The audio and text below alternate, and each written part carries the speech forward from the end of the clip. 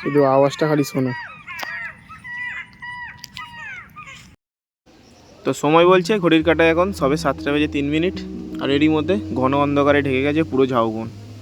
আর আমাদের দুখানা টেন্টে লাইট লাগানো কমপ্লিট। তো লাইট জ্বালানোর কিছুক্ষণের মধ্যেই জঙ্গলের আরেক পাশ থেকে শিয়ালরা তাদের ভাষায় সান্ধ্যাকালীন অভ্যর্থনা জানিয়ে গেল।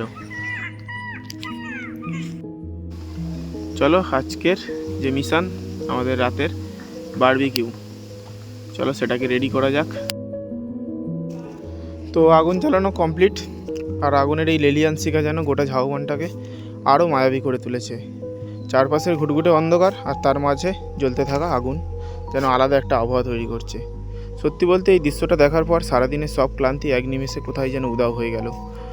এমন কিছু মুহূর্তের জন্যই তো বারবার পরিচিত জীবনের গণ্ডি ছেড়ে পথে বেরিয়ে পড়া। ক্যাম্পিং লাইফের এটাই সার্থকতা।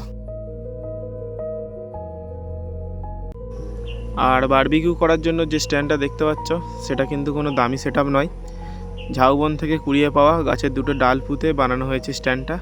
আর শিকটা এনেছি বাড়ি থেকে।